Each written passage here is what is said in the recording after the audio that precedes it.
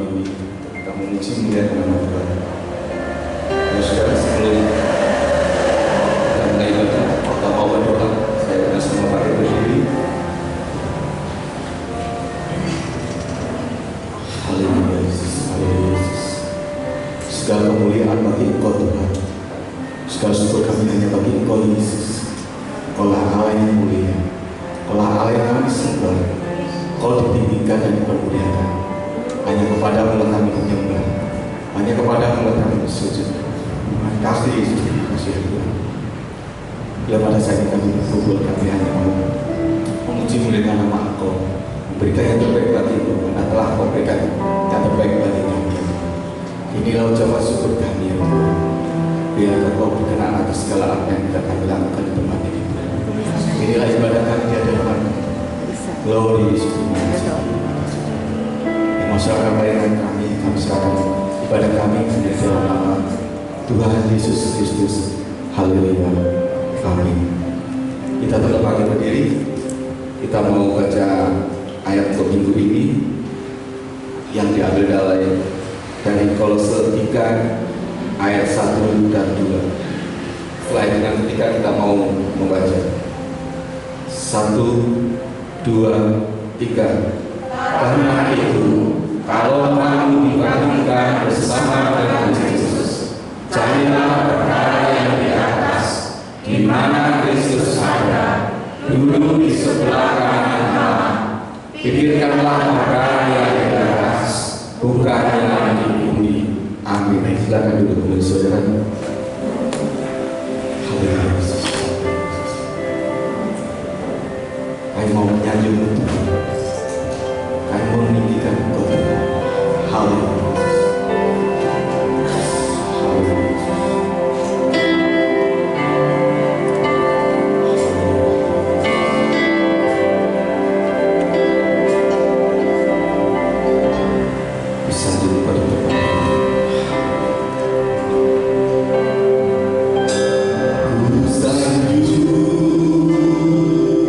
Kau di tempat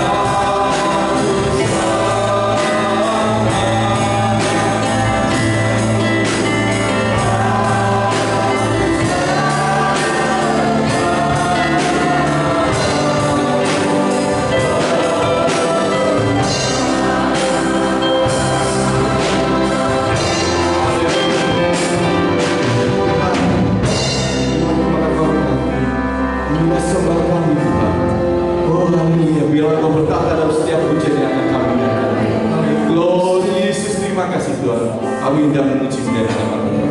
Haleluya, haleluya. Amin. Silakan duduk kembali saudara. Tibalah waktu kita untuk memuji muliakan namanya.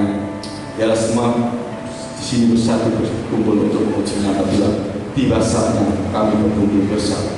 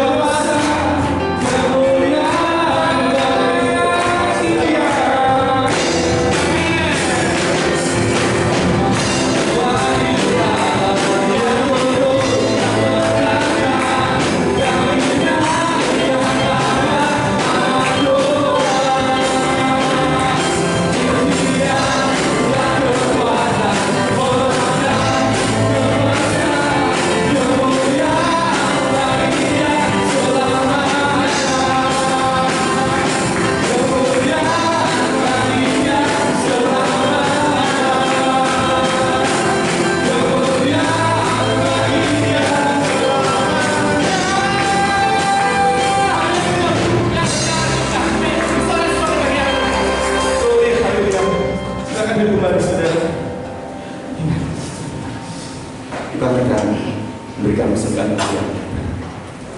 Kita mau siapa segala persembahan. Yang penting kita bisa menjaga.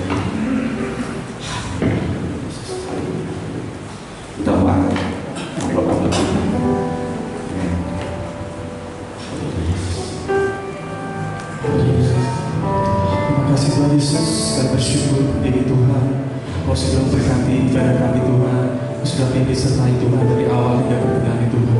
Kami sudah memuji dan berkat nama-Mu Tuhan. Kalau sebentar Tuhan kami akan berikan persembahan pada-Mu Tuhan. Kau berkati persembahan kami Tuhan, sucikan Tuhan, hati kami Tuhan, berkati hati kami Tuhan, tangan kami Tuhan, sehingga persembahan kami Tuhan Yesus boleh raya dan berkenan di hadapan Kau Tuhan. Terima kasih Tuhan, terima kasih di dalam nama Tuhan kami Yesus Kristus. Haleluya. Amin. Amin.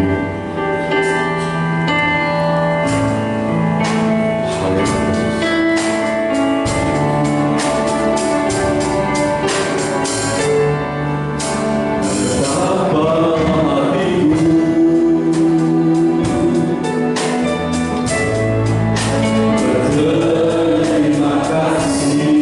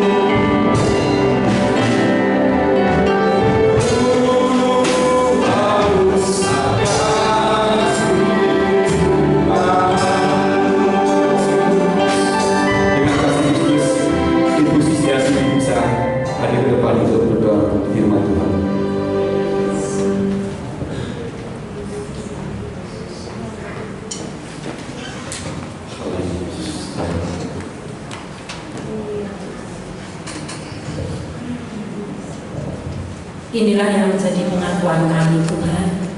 Kami benar-benar haus akan firman-Mu, karena kami tahu Tuhan hanya firman-Mu yang akan menunjukkan jalan kebenaran di dalam setiap kehidupan kami. Tanpa firman-Mu Tuhan, kami tidak mampu berbuat apapun. Tanpa firman-Mu Tuhan, kami lemah. Oleh sebab itu pada pagi hari ini, seberapa kami yang ada Tuhan, kami haus akan firman-Mu. Berfirmanlah Tuhan melalui hamba-Mu yang sudah Kau persiapkan. Pakai hamba-Mu Tuhan dengan kuat kuasa yang dari surga. Biarlah Tuhan setiap firman-Mu yang diucapkan oleh hamba-Mu, Engkau sendiri Tuhan yang berkata-kata, sehingga Tuhan firman-Mu pada pagi hari ini benar-benar Tuhan boleh mengubah di dalam setiap kehidupan kami. Firman-Mu boleh menegur kami, firman-Mu boleh menghibur kami, menguatkan kami. Oleh sebab itu Tuhan, saat pagi hari ini kami sediakan hati dan pikiran kami untuk ditaburi dengan firman-Mu, sehingga kami boleh menjadi umat-Mu Tuhan, bukan hanya pendengar-pendengar saja, terlebih Tuhan menjadi pelaku akan firman-Mu. Terima kasih Tuhan, kami sambut firman-Mu pagi ini hanya di dalam nama Tuhan Yesus Kristus, Juru Selamat kami. Haleluya. Amin. Amin. Puji Tuhan, silakan.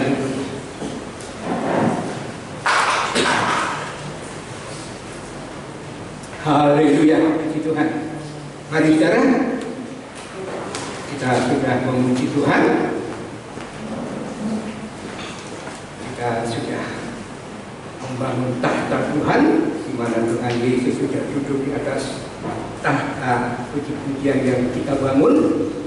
Sebab itu kesempatan yang indah ini kita mohon, mari Tuhan Yesus berfirmanlah kepada kami. Kami siap mendengar dan kami siap untuk melakukan firman Tuhan. Puji Tuhan. Mari saudara, kita langsung mau baca di dalam 1 Korintus pasal yang keempat.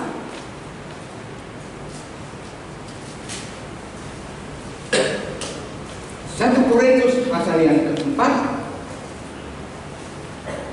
ayat yang keempat.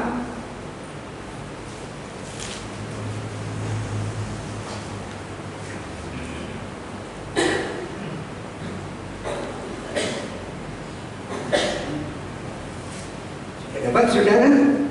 Kalau sudah dapat, saya akan bacakan ayat ini untuk kita semuanya. Sambil saudara berdoa supaya Roh Kudus dan firman Allah bekerja membuat firman itu menjadi rema dan kita bertumbuh menjadi dewasa dan menjadi serupa dengan Yesus yang menjadi teladan kita, sekaligus Dia adalah juru selamat kita. 2 Korintus 4 ayat yang keempat berkata demikian, yaitu orang-orang yang tidak percaya, yang pikirannya telah dibutakan oleh ilah zaman ini, sehingga mereka tidak melihat cahaya Injil tentang kemuliaan Kristus yang adalah gambaran Allah. Orang-orang yang tidak percaya, yang pikirannya telah dibutakan oleh ilah zaman ini. Saudara, tentu kita semua tahu dan menyadari, tapi kita perlu memperhatikan supaya kita berjaga-jaga dan bersiap-siap. Kita tahu bahwa kita hidup di akhir dari akhir zaman. Kedatangan Yesus bukan semakin jauh, tetapi sudah semakin sangat dekat. Dan hal ini diketahui betul oleh iblis. Sebab itu, saudara jangan kaget kalau di hari-hari terakhir ini iblis akan menggunakan kesempatan itu dengan sebaik-baiknya. Untuk apa? Ya tentu untuk mengganggu kehidupan orang percaya, untuk menjatuhkan kehidupan orang percaya, untuk menggagalkan anugerah keselamatan yang Tuhan sudah berikan. Padahal keselamatan itu adalah yang terpenting bagi kita, yang akan membuat kita berbahagia, hidup selama-lamanya di langit bumi baru, sorga teristimewa, tentu dengan Yesus Kristus Tuhan dan Juru Selamat kita. Nah, iblis yang menyadari hal ini, maka di dalam ayat tadi dikatakan, maka iblis akan berusaha sekeras mungkin. Ini yang harus saudara tahu. Yaitu dengan cara bagaimana? Membutakan pikiran saudara dan saya sebagai umat Tuhan. Sekali lagi, membutakan pikiran. Dan itu adalah senjata iblis yang paling ampuh, saudara. Membutakan pikiran itu yang akan dilakukan oleh iblis. Untuk apa, saudara? Ya, sekali lagi tentu untuk membunuh saudara dan saya, untuk membinasakan orang-orang percaya.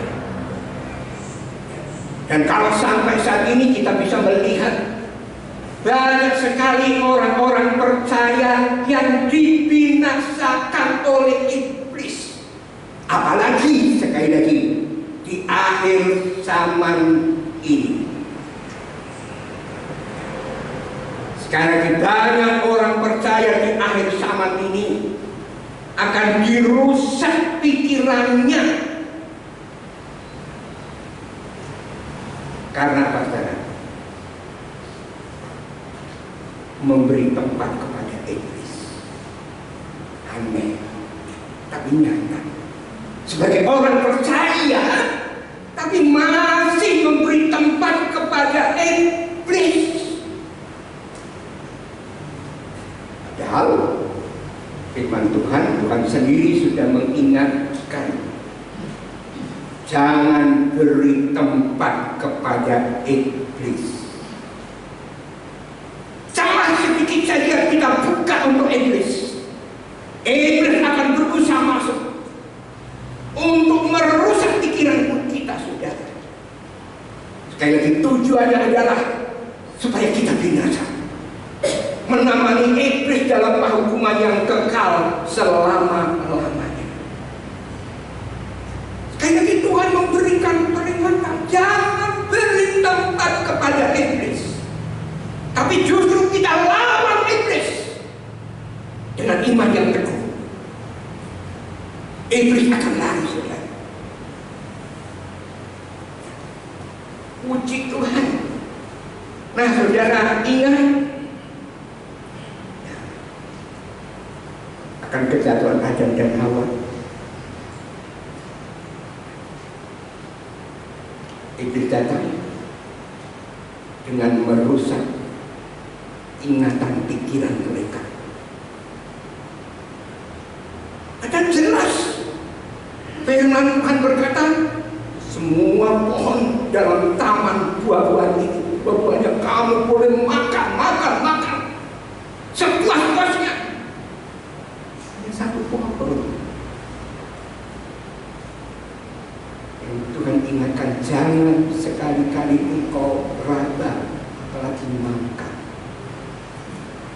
Sebab pada hari engkau makan, engkau akan mati.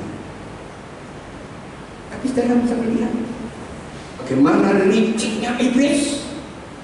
Dia merusak ingatan pikiran Hawa akan kebenaran firman Tuhan. Kurang apa Tuhan? Itu yang terjadi, saudara.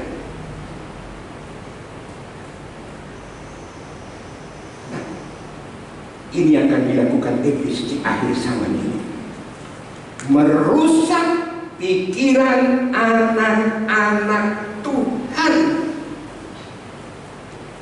sekali lagi, merusak pikiran anak-anak Tuhan.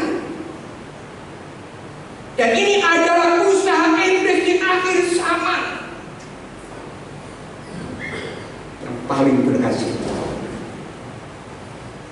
Berapa banyak orang lagi mencari kepuasan ke obat-obat terlarang, narkoba, obat bius.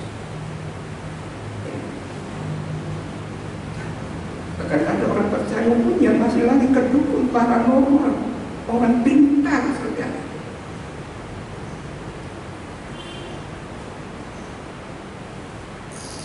Ini usaha iblis yang paling berhasil, saudara.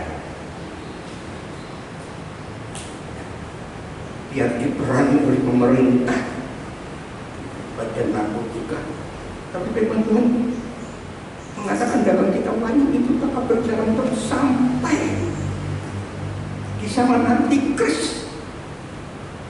Narkotika itu tetap memegang peranan penting, saudara. Puji Tuhan. Coba sekarang kalau kita baca di dalam 2 Korintus pasal 11 ayat yang ke-3.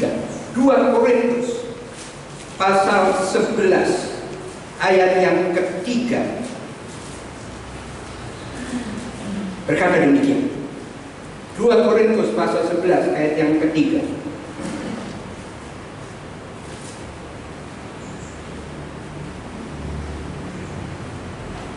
Tetapi aku takut kalau pikiran kamu disesatkan dari kesetiaan kamu yang sejati kepada Kristus, sama seperti Hawa diperdaya oleh ular itu dengan kelicikannya. Di sini Rasul Paulus sebagai seorang hamba yang mendapatkan karunia daripada Tuhan berkata, menyampaikan kalau pikiran kamu disesatkan dari kesetiaan kamu yang sejati. Dan ini usaha iblis yang berhasil juga, menyesatkan pikiran. Pikirannya disesatkan, pikirannya dirusak, pikirannya ya kita didustai, digelapkan oleh iblis.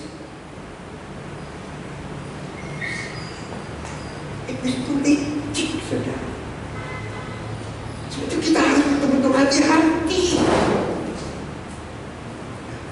Jadi kita perlu dekat dengan Tuhan. Kalau saya dikatakan kita perlu Tuhan.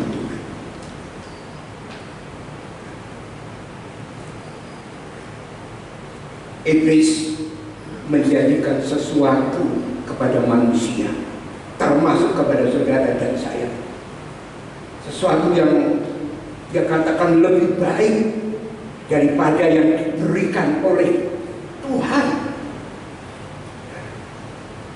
Meskipun sebagai orang percaya seharusnya kita sadar, kita tahu sebaliknya janji iblis itu kosong. Iblis itu pembohong. Yohanes 8 ayat 24. Dan memang itu sifat iblis. Yesus sendiri jelas mengatakan, Yohanes 10 ayat yang ke-10, iblis datang hanya untuk mencuri. Apa yang dia bisa curi, dia curi. Kebahagiaan, ketentraman, ketenangan. Kalau bisa dicuri, curi. Tentu supaya ketenangan, ketentraman itu dicuri, maka dia mengganti dengan yang lain. Sehingga ketenangan, ketentraman itu hilang. Itu datang untuk mencuri, membunuh, bahkan dikatakan membinasakan. Itu iblis. Jelas dikatakan oleh Yesus. Itu kita harus bersyukur berkata, aku datang supaya domba-domba itu, orang-orang yang percaya kepada Tuhan, yang mencintai Tuhan, yang mengasihi Tuhan. Bahkan kalau mengasihi Tuhan, kita menuruti segala perintah Tuhan. Itu untuk keamanan, keselamatan kita sendiri dalam mentaati firman Tuhan. Kalau kau katakan kerjakan keselamatan dengan takut dan gentar, menjaga keselamatan itu hanya dengan kita menaati perintah Tuhan. Dan perintah Tuhan tidak ada yang berat. Justru di balik ketaatan kita ada berkat-berkat yang luar biasa. Tapi kita introspeksi bagaimana dengan kita. Ini datang untuk mencuri, membunuh, membinasakan, menyengsarakan, membawa kepada kematian yang kekal, penderitaan selama-lamanya, saudara. Tapi aku datang supaya domba-domba itu mempunyai hidup dan hidup di dalam kelimpahan. Itu saudara.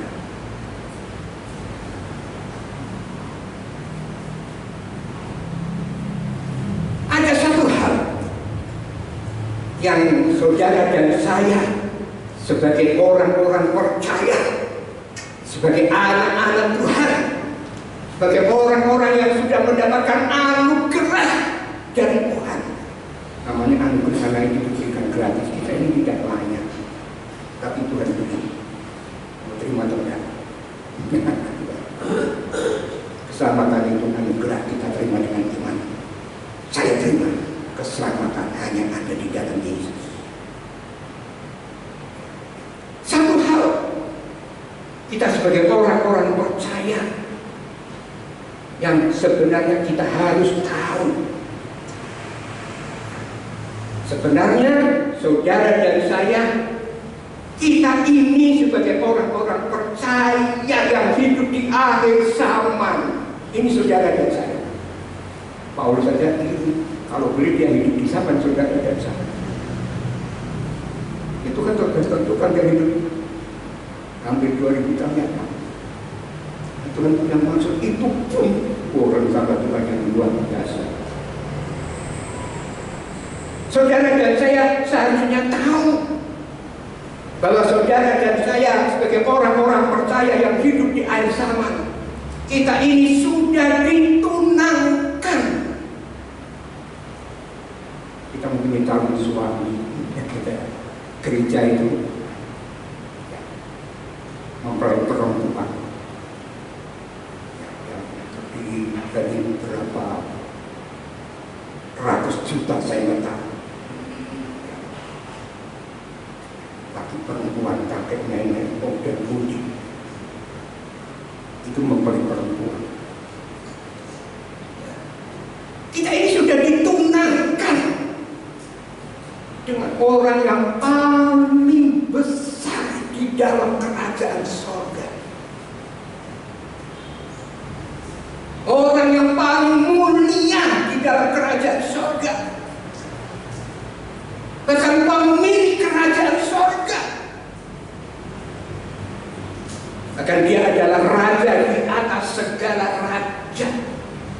Kita ini sudah ditunangkan, sekali lagi sejarah. Mau pakai mana yang terbesar, yang paling mulia, yang paling tinggi, raja di atas segala raja. Kita sudah ditunangkan.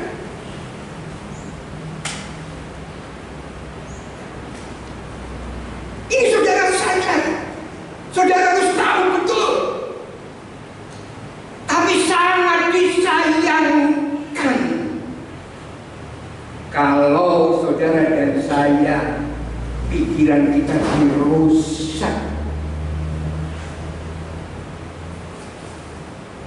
oleh iblis, saudara.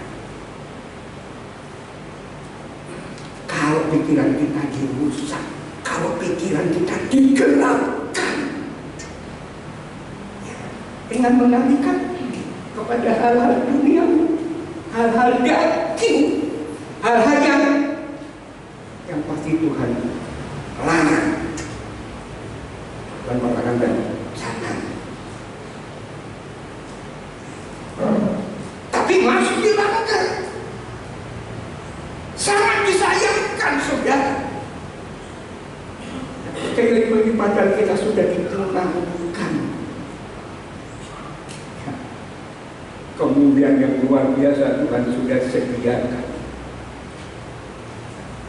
sehingga kita jatuh di tangan iblis. Dan kita tahu kalau kita jatuh di tangan iblis, kesudahannya kita pasti akan menerima kebinasaan selama-lamanya.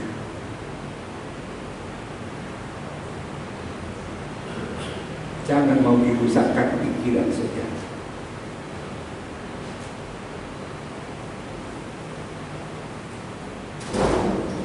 Izinkan Roh Kudus yang firman Allah berbicara kepada kita.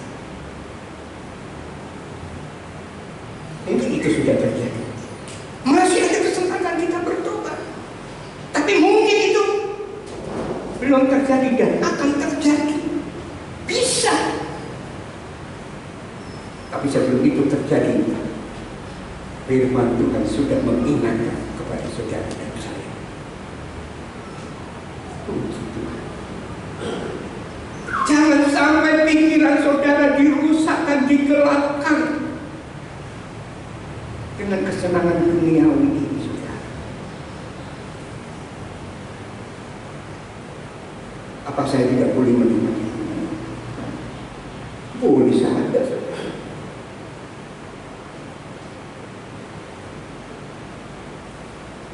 Tapi jangan yang sederhana saja. Saudara pasti ingat Matius 6 ayat 33. Dan suruh cari dulu kerajaan Allah dan kebenarannya. Yang lain Tuhan akan tambahkan pada. Rasulullah ini berkata tidak ada yang bisa menahan saudara. Tapi kalau ditutup oleh Tuhan, tidak ada yang bisa menutup. Luar biasa Tuhan itu. Soalnya jangan sampai pikiran kita digelapkan, disesatkan oleh iblis dengan menggunakan apa yang ada di dalam dunia ini.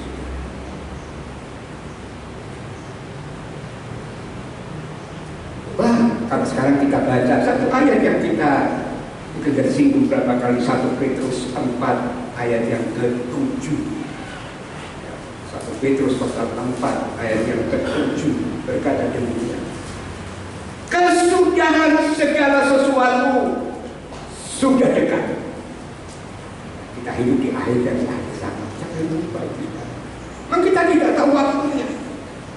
Tapi Tuhan berkata waktu itu dipercepat oleh Tuhan.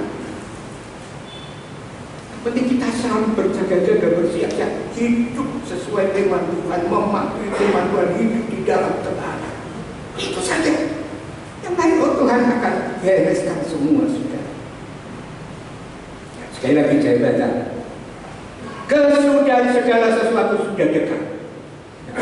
Sering saya gambarkan secara gamblang dan berbicara, kiamat sudah dekat. Kesudahan segala sesuatu berarti kiamat. Habis semua. Dan itu sudah dekat. Kesudahan segala sesuatu sudah dekat.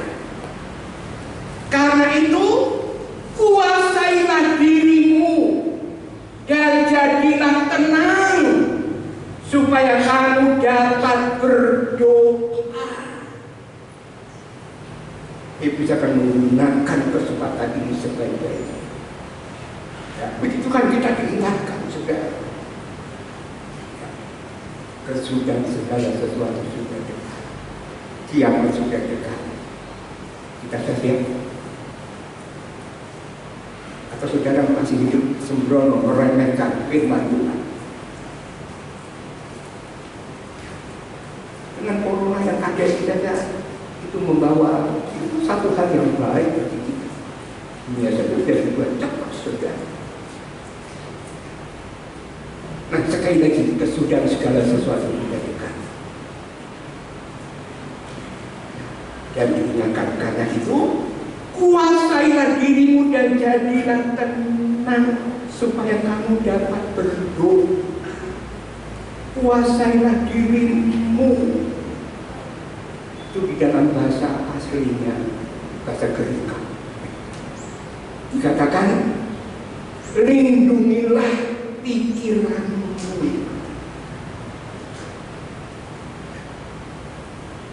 Sekali lagi, kuasailah dirimu. Dalam bahasa aslinya, lindungilah dirimu, pikiranmu. Nah, kalau pikiran kita dilindungi Tuhan, Tuhan punya cara untuk sudah menyediakan supaya pikiran kita bisa terjaga, kita bisa melindungi pikiran kita itu, sehingga membuat hati kita ini tenang. Tenang itu mahal harga. Corona ini membuat orang cemas, takut. Orang percaya aja bisa buat takut. Tapi kita harus bersyukur, kita tidak menyombongkan diri karena anugerah Tuhan. Saya disertai Tuhan, saya baik-baik, saya sehat, saya kuat. Karena anugerah Tuhan, disertai Tuhan, dijaga Tuhan, dilindungi Tuhan, diberkati Tuhan, dibuat berhasil. Itu semua anugerah saudara. Itu pemberian Tuhan. Sekali lagi, karena itu kuasailah dirimu dan jadilah tenang supaya kamu bisa berdoa. Lindungi pikiranmu supaya kita bisa tenang dan supaya kita bisa dapat berdoa.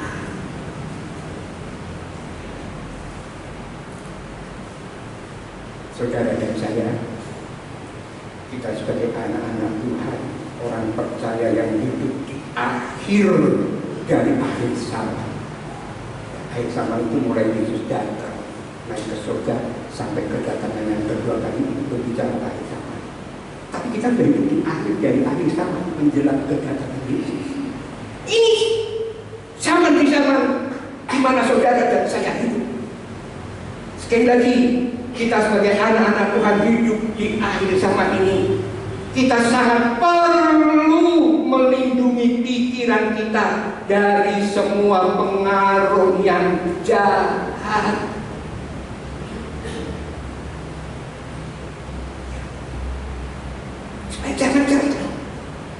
Supaya jangan terjerumus dalam dosa yang mengakibatkan kepada kematian yang kekal.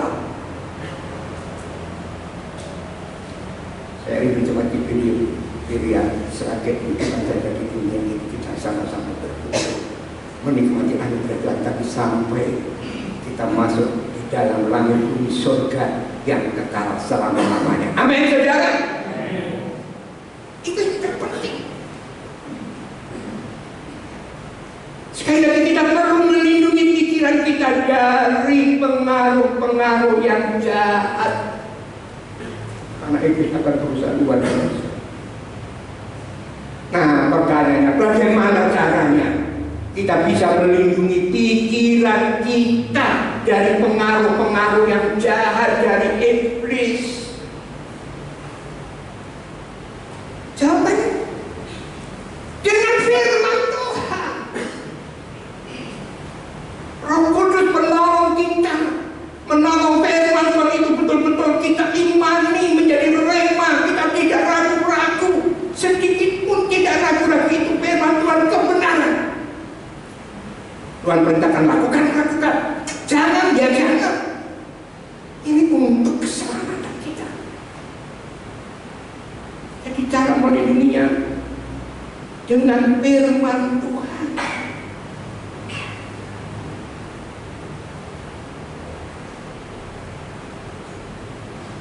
Dengan membaca, puji Tuhan saudara punya Alkitab. Sekarang pakai HP bisa dibawa di mana-mana, kantor bisa.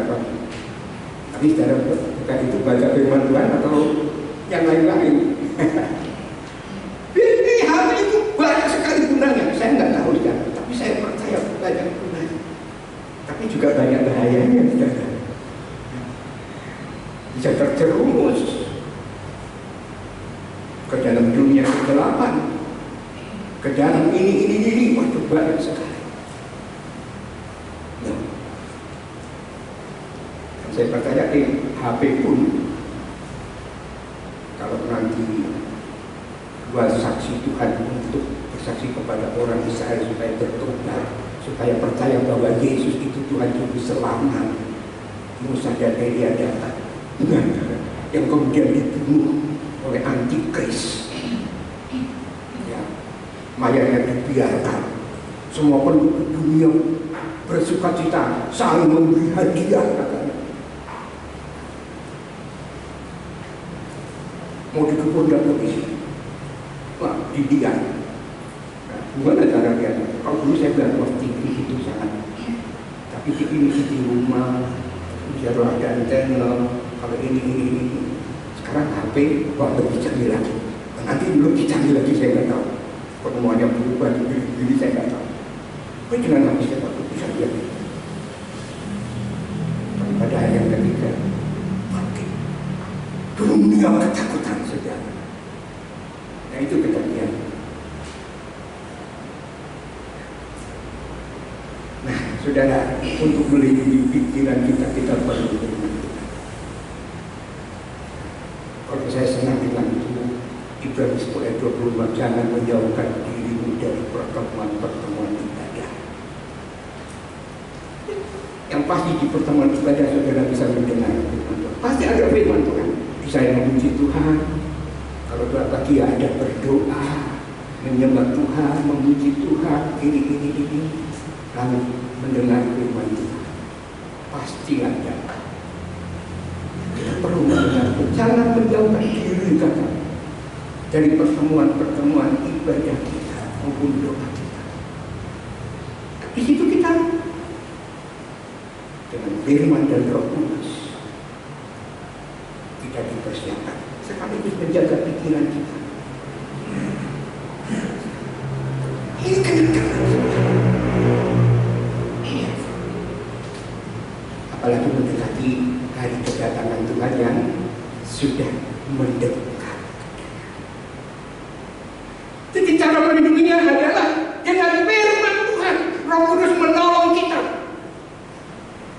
Contohnya misalnya saja waktu Yesus dicobai oleh iblis.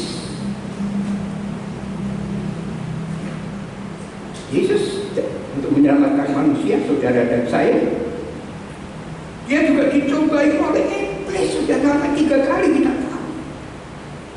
Tapi tempat Yesus dicobai berbeda dengan Adam dan Hawa.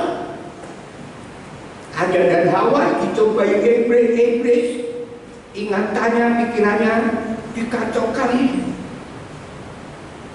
Dia ada di Taman Eden, penuh pohon buah-buahan. Berapa banyak kita Taman Eden, hanya satu yang dilarang. Saya bisa renungkan kelicikannya iblis. Semua sudah ada. Hanya dengan satu saja, itu saja resikonya, kamu akan mati. Tapi hilang saudara.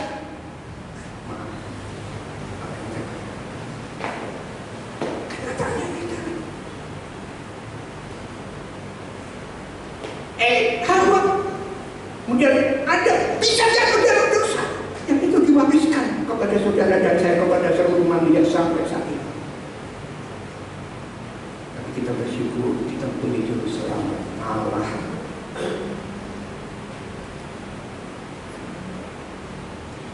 yang sangat mengasihi saudara dan saya. Kita harus mensyukuri itu, jangan lupa itu. Itu dicobai, dan apa ada dalam dicobai jatuh. Padahal tempat semua sudah bisa diangkat. Gimana kalau saudara sudah punya semua? Ada satu, ini untungnya besar, enak, mudah.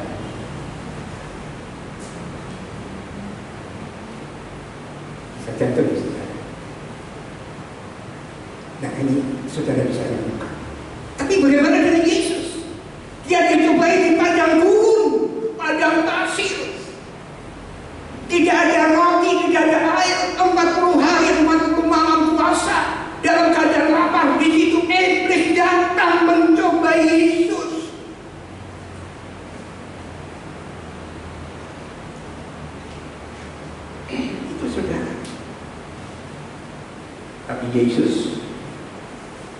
dia bisa melindungi pikirannya dengan firman Tuhan. Yesus sendiri memberi teladan, melindungi hidupnya, pikirannya dengan firman Tuhan. Padahal dia licik, awal-awal. Udah, aku bisa jadikan roti itu menjadi enak. Jadi roti, ayo lakukan. Kalau saudara di pondok ini seorang kita, oke. Tapi Yesus tidak, dia bisa melindungi pikirannya dengan firman Tuhan. Itu saya katakan firman Tuhan berkata manusia hidup bukan hanya dari roti, tapi dari setiap firman yang keluar dari mulut Allah. Dari firman Tuhan. Jadi kita sadar sebagai manusia memang kita bergantung dengan firman Tuhan secara dicermas. Kalau kekayaan saja, nggak punya rumah, nggak punya mobil, nggak apa-apa. Pokoknya ada makan, ada pakaian cukup. Ya kan firman Tuhan berkata demikian. Kalau punya itu semua tapi kamu pikirannya dirusak, binasa kata ongkok. Satu berapa Timotius berapa dikatakan cukup, ada makanan, ada pakaian. Ya. Yang penting keselamatan itu sudah. Hidup kita bergantung, sekali lagi bergantung dengan firman Tuhan.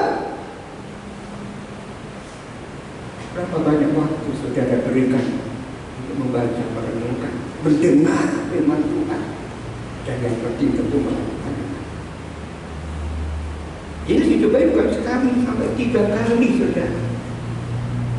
Tapi iblis selalu dikalahkan. Mengapa? Sebab Yesus menggunakan firman Tuhan. Semoga kiranya, jangan mudah-mudahan ya, semoga kiranya pikiran yang sama ada juga di dalam pikiran saudara dan saya. Firman Tuhan.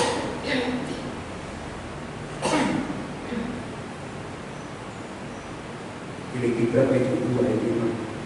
Milikilah pikiran dan perasaan seperti yang terdapat dalam Yesus. Punya pikiran Yesus saja. Pikirannya sebagai manusia. Ingat, Yesus itu 100% Allah, tapi 100% manusia. Dan Yesus 100% manusia, dia mengosongkan dirinya, mau menjadi teladan buat saudara dan saya bagaimana kita harus hidup. Ini untuk keselamatan kita, kebahagiaan yang kekal saudara. Jadi pikiran yang sama ini kiranya ada juga di dalam pikiran kita, sehingga dalam perjalanan hidup kita ini maka kita akan terus menang saudara. Kita bisa menang. Ingat, Tuhan Yesus mempersenjatai dirinya, melindungi dirinya dengan firman Allah. Maka seringkali saya kadang-kadang, kamu nih kok selalu mengingatkan. Tapi memang itu tugas saya sebagai hamba Tuhan. Nah, kalau tidak diingatkan, kalau saudara misalnya nanti juga selamat, oh kenapa Pak Pendeta tidak mengingatkan? Tapi kalau mengingatkan saya bosan, apa saya ini orang bodoh, apa saya nggak dengar? Ini namanya manusia. Iblis pintar. Sebab waktu yang masih ada, kesempatan yang masih ada ini gunakan sebaik-baiknya. Pergunakan waktu yang ada. Apa yang lain? Kita akan kehilangan juga. Cari dulu kerajaan Allah kebenaran. Yang lain nanti Tuhan tambahkan. Ini kebenaran. Tapi itu tergantung saudara sendiri, tergantung saya sendiri.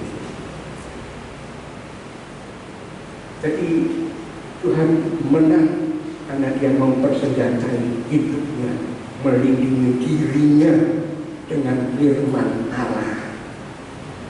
Jadi seharusnya, sekali lagi seharusnya saudara dan saya juga melindungi pikiran kita dengan firman Allah. Apa yang kita peroleh kalau kita melindungi diri kita dengan firman Allah? Filipi 4 ayat yang ke-7. Coba Filipi pasal 4 ayat yang ke-7 berkata demikian. Filipi pasal 4 ayat ke-7. Damai sejahtera Allah yang melampaui segala akal pikiran akan memelihara hati dan pikiranmu. Damai sejahtera Allah yang melampaui segala akal akan memelihara hati dan pikiranmu dalam Kristus Yesus. Hati dan pikiranmu akan terpelihara. Damai sejahtera Allah yang dikatakan itu adalah firman Tuhan. Damai sejahtera Allah. Ini adalah firman Tuhan, saudara. Sebab damai sejahtera yang Tuhan berikan kepada saudara, yang Tuhan tinggalkan kepada saudara dan saya, itu melebihi damai sejahtera yang diberikan dunia. Dunia bisa memberi saudara, bisa damai sejahtera, senang kalau punya semua. Ini ada, ini ada, ini ada. Komplit. Damai. Tapi kalau tidak ada, damai hilang. Itu damai yang diberikan dunia. Tapi berbeda dengan damai sejahtera yang diberikan oleh Tuhan. Itu tidak ada, tetap ada damai sejahtera.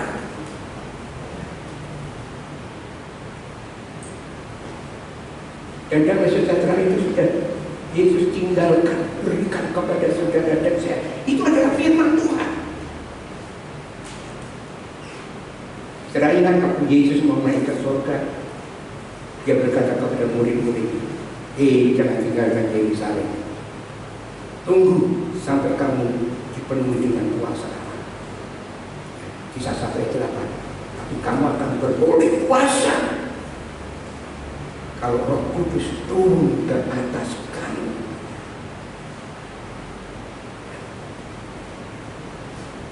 Kepenuhan Roh Kudus akan memelihara hati dan pikiran saudara dan saya, memberi damai sejahtera. Roh Kudus, Roh penolong yang sama seperti Yesus, tidak lebih tidak kurang. Roh Kudus itu sama seperti Yesus. Pribadi Allah yang ketiga, Bapa, Yesus dan Roh Kudus, ketiganya satu Allah. Roh Kudus, yang kepenuhan Roh Kudus akan memelihara hati dan pikiran saudara dan saya. Tapi yang tinggal dalam hidup kita, menyertai kita. Roh penolong itu sekaligus guru besar atau orang tua. Aku tidak tinggalkan kamu yatim piatu, iya kan? Jadi Roh Kudus seperti orang tua yang penuh dengan kasih, kelembutan, kesabaran, membimbing kita, menuntut kita ke dalam seluruh kebenaran. Ini kebenaran. Turuti, percaya, lakukan. Orang tua mendidik saya pasti untuk kebahagiaan kan? Apalagi Roh Kudus, Yesus. Itu sebagai guru besar. Bahkan kalau kita berdosa, melanggar, Roh Kudus mengingatkan, jangan lakukan itu, bertobat. Saya selalu berdoa, Tuhan, tepuk saya, ingatkan saya kalau saya berbuat dosa. Salah satu dari doa saya, Roh Kudus besar saya, membimbing saya supaya menjadi serupa dengan Yesus. supaya aku beroleh kebangkitan yang lebih baik. Ini Bapak Ibu, kita yang sepuluh. Mengenal Yesus, kuasa kepercayaan, persekutuan dalam penderitaannya, menjadi serupa dengan Yesus, supaya beroleh kebangkitan yang lebih baik. Jadi menginginkan kebangkitan yang lebih baik di surga itu macam-macam tingkatan. Puji Tuhan. Jadi sekali lagi hanya firman Allah dan Roh Kudus yang Tuhan mau isikan dalam hidup kita. Hanya firman dan Roh Kudus yang memenuhi hati kita, yang dapat melindungi kita, memelihara kita dari tipu daya iblis yang mencoba menguasai pikiran kita sekarang.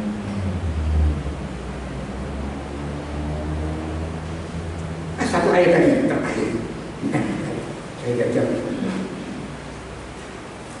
Kolose pasal 3 ayat 1 dan 2 berkata demikian. Kolose pasal 3 ayat 1 dan 2. Karena itu, kalau kamu dibangkitkan bersama dengan Kristus, carilah perkara yang di atas, di mana Kristus ada duduk di sebelah kanan Allah. Pikirkanlah perkara yang di atas, bukan yang di bumi. So, pikirkan yang di atas, di mana Kristus duduk, perkara yang kekal, perkara keselamatan, perkara yang akan membuat kita berbahagia selama-lamanya. Bukan neraka, ya. Neraka dan surga ini 180 derajat tantangan sekali. Pikirkanlah perkara yang di atas, bukan yang di bumi. Bukan yang di bumi dapat penting. Sekali lagi Matius 3:33. Cari dulu kerajaan Allah dan kebenaran itu, perkara-perkara yang di atas. Nanti yang di bumi ini Tuhan tak bakal. Bukan yang di bumi lalu Tuhan abaikan. Tidak saja. Itu saja. Puji Tuhan. Jadi kalau kita sedang menjadi orang Kristen mendapat anugerah Tuhan, kita sudah bertobat.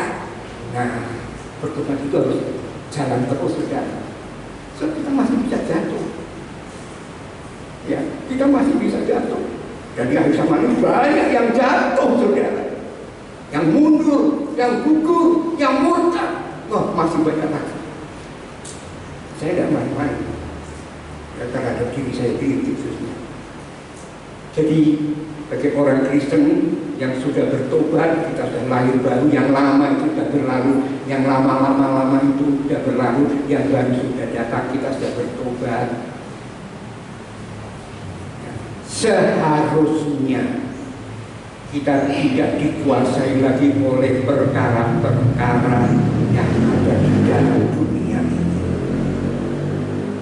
Tidak dikuasai, kita masih perlu, tapi kita tidak dikuasai. Uang perlu, ya kalau bilang, tapi Tuhan kata jangan tamak, ada bahayanya. Jadi orang kaya tidak salah, tapi cinta uang itu berjalan. Kalau punya uang banyak, hidup saya susah, begini. Nah, itu bahayanya. Jadi sebagai orang Kristen yang sudah bertobat, seharusnya kita tidak dikuasai lagi oleh perkara-perkara yang ada di bumi ini, yang hanya bersifat sementara. Tidak dikuasai lagi dengan hal-hal yang ada di dunia ini. Kita perlu puji Tuhan, kita punya apa-apa. Orang yang ada makanan, pakaian, ya kan? Kita hidup sementara di bumi dan kita hanya menumpang. Umur manusia 70, 80, kuat-kuat tetap susah. Bahkan banyak yang belum 70 sudah dipanggil Tuhan. Ini dunia yang sakit menari-nari di panggung Tuhan. Jadi setiap waktu sudah harus siap. Ya, kita tidak perlu takut. Di dunia ini kita hanya menumpang, hanya sementara, diakhiri dengan kematian. Sebab di dalam hidup ini baiklah hidup kita selalu dikuasai oleh firman Tuhan dengan Roh Kudus, selalu memimpin kita mentaati firman Tuhan dengan melakukan apa yang firman Allah katakan. Kalau ketika cari dulu perkara yang di atas, perkara yang di atas, bukan yang di bumi. Perkara yang di atas itu yang ada di surga, yang kekal selama-lamanya. Saya itu pikirkan, pikirkan satu kali kita akan mati. Mau mati berbagi atau tidak? Waduh, berapa itu? 14 ayat 12-13. Yang penting di sini ketekunan orang-orang kudus menuruti perintah-perintah Tuhan. Yang penting di sini menuruti perintah-perintah Tuhan. Berbahagia orang yang mati di dalam Tuhan. Ya. Tidak menuruti perintah Tuhan. Jangan kita mati, kita melanggar perintah Tuhan. Oh, saya udah orang Kristen, saya sudah selamat. Sekali selamat, tetap selamat. Bohong aja ya. Sekali lagi, yang penting di sini ketekunan orang-orang kudus, menuruti, mentaati perintah-perintah Tuhan. Berbahagialah kalau tidak mati-mati di dalam Tuhan. Ya, satu kali kita pasti akan mati, tapi kita mati berbahagia. Pikirkanlah, satu waktu kita akan berada di hadapan tahta pengadilan Tuhan. Dalam surat Al-Qur'an kita akan berada di hadapan tahta pengadilan. Tapi untuk menerima upah kita. Tapi upahnya gimana? Upahnya besar. Kalau berkata, ini kesempatan, saya akan bekerja mati-matian di dalam kebenaran memberitakan Injil karena anugerah Allah, supaya saya beroleh kebangkitan yang lebih baik. Tapi surga ini tahap saudara. Ingat ibu dari murid itu berkata, guru, kalau nanti dari ini ingat, karena saya satu di sebelah kanan, satu di sebelah kiri. Oh, tidak. Itu ditentukan oleh Bapak Patriark. Akan berdiri di hadapan tahta pengadilan. Pikirkan itu. Selamat mendapat upah besar atau kecil. Saya masih ingat Yesus itu dalam Matius 5:11. Kamu selamat, tapi kedudukanmu paling rendah di sana. Saya begini. Ini katakan Yesus ya. Saya berpikir. Kamu selamat, tapi kedudukannya kamu paling rendah di sana. Saya ingat kata saya yang dibantu. Pokoknya saya selamat, biar saya di surga saya duduk di emperan. Itu dulu. Sekarang berbeda satu. Merupakan pekerjaan Tuhan yang cinta saudara. Ada yang paling rendah saya. Seharusnya tidak selamat. Ini ada komentar apa Tuhan? Seharusnya tidak selamat. Gimana hidupnya begini-begini? Tapi karena kasih Tuhan, selamat, tapi kedudukannya paling rendah. Saya tidak pernah berpikir sampai di situ. Saya rindu cepat ke Filipina, ada yang begitu besar, paling rendah. Ini dikatakan Yesus. Puji Tuhan kita diingatkan. Ya, kita akan berdiri di hadapan tahta pengadilan Kristus untuk mendapatkan upah, cara untuk berupah yang baik.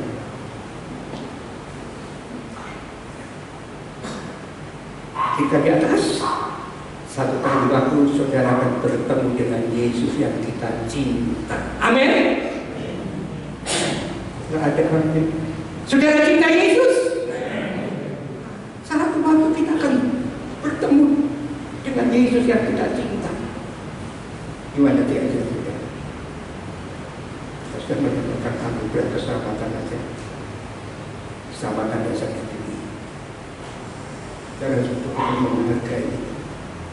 Turuti perintah Tuhan. Ya. Kita akan bertemu dengan Yesus. Pikirkan satu waktu, saya akan masuk surga. Tubuh yang ini biar sehat, tetap menderita, ya kan saudara. Tapi nanti akan punya tubuh kemuliaan. Dimana saudara seperti Yesus. Pikirkan itu. Tapi saudara jangan pikirkan untuk diri sendiri. Sekarang saudara pikirkan coba gimana saudara-saudara saya, suami saya, istri saya, anak-anak saya, saudara-saudara saya. Kita juga berikan supaya mereka juga melihat itu saudara. Doakan, masih punya kesempatan untuk bersaksi. Begitu, itu mari. Jangan sampai pikiran kita disesatkan. Saya undang seluruh pemain musik sampai dari sini, mari naik ke atas lagi. Haleluya. Puji Tuhan. Hanya Kau milikku ini saudara. Tiada yang ku ingini di bumi, hanya Engkau. Hanya Yesus di surga yang kita ingini. Surga yang belum pernah kita lihat dengan mata, telinga belum pernah dengar bertimbul dalam hati manusia. Itu nomor 2, nomor 1 itu Yesus. Demikian juga selagi kita di bumi ini, hanya Yesus yang aku ingini. Mari jemaat kita berdiri, kita naikkan.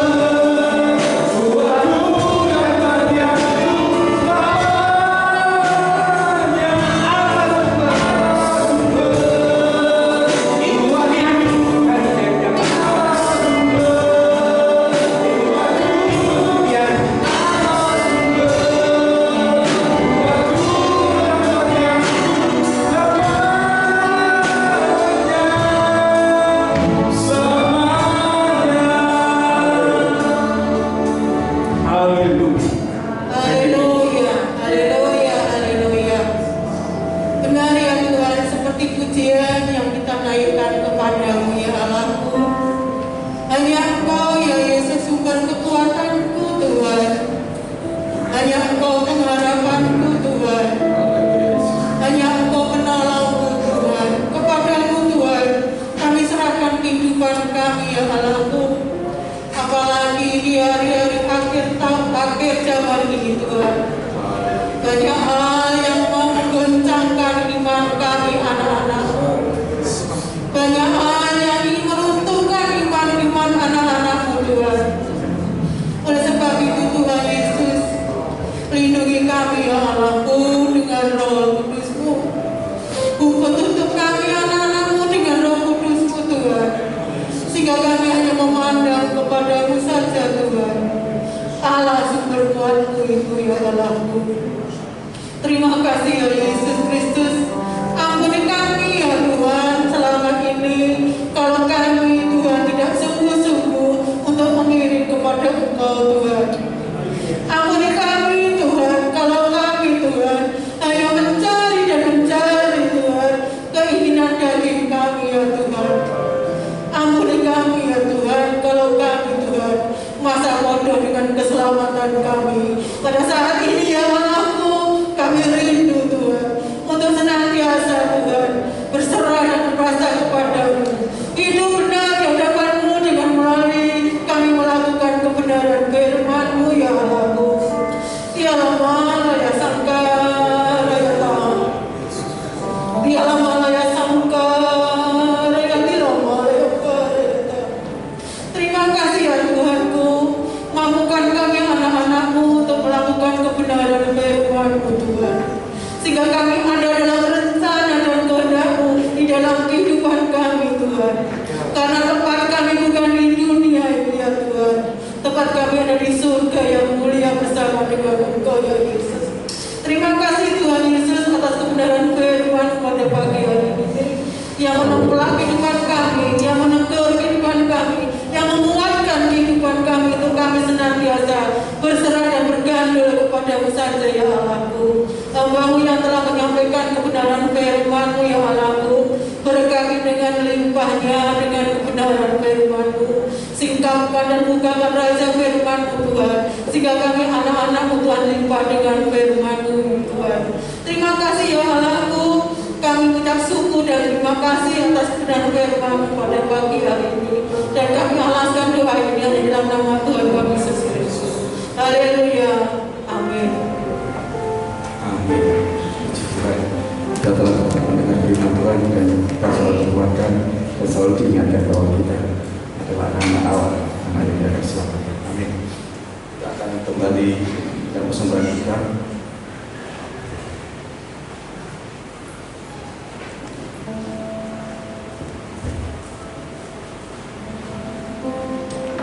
Kita mau akan semangat kamar kita.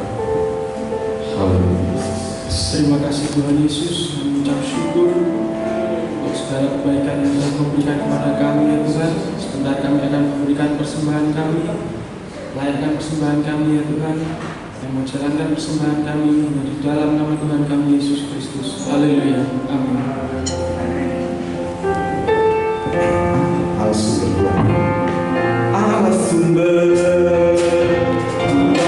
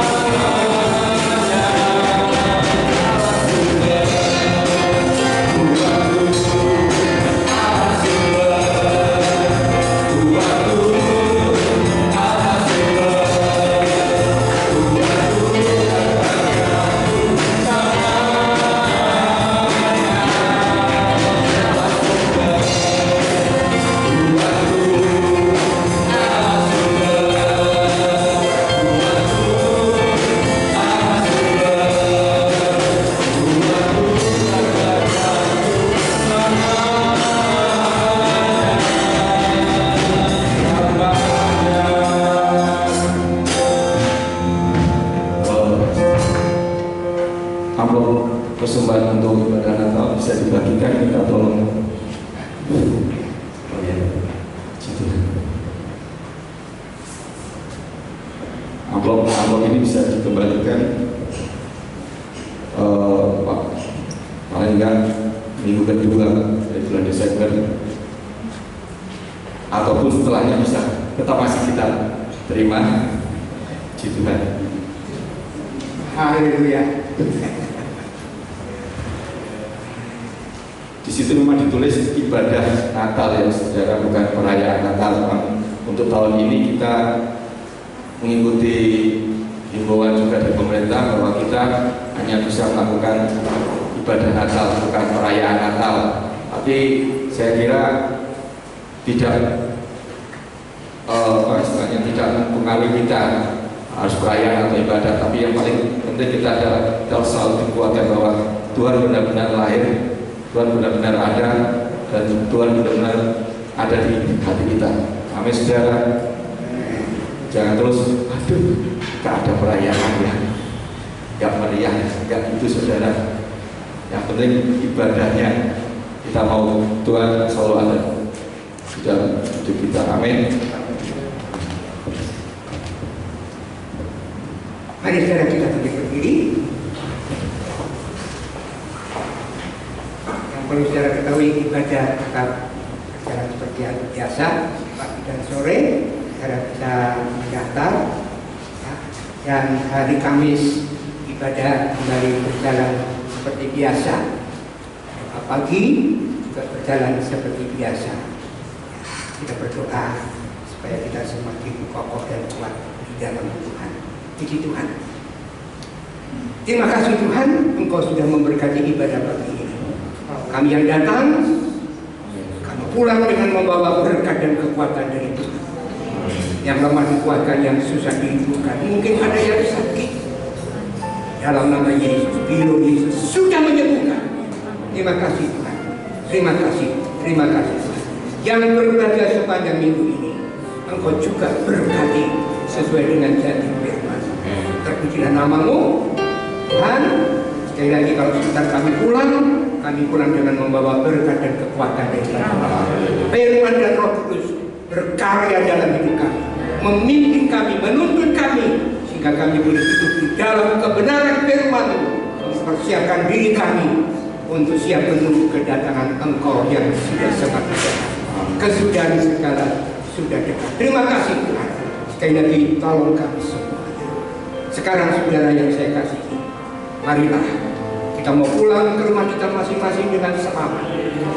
Bawalah, terimalah segala berkat, rahmat, damai sejahtera dari Allah Bapa, kasih sayang dari Tuhan Yesus Kristus, serta pimpinan, tuntunan, urapan Roh Kudus senantiasa menyertai kita mulai sekarang, besok, dan seterusnya sampai Maranatha Yesus datang menjemput dan membawa kami masuk di dalam kemuliaan yang kekal selama-lamanya, di dalam berkat nama Tuhan Yesus Kristus.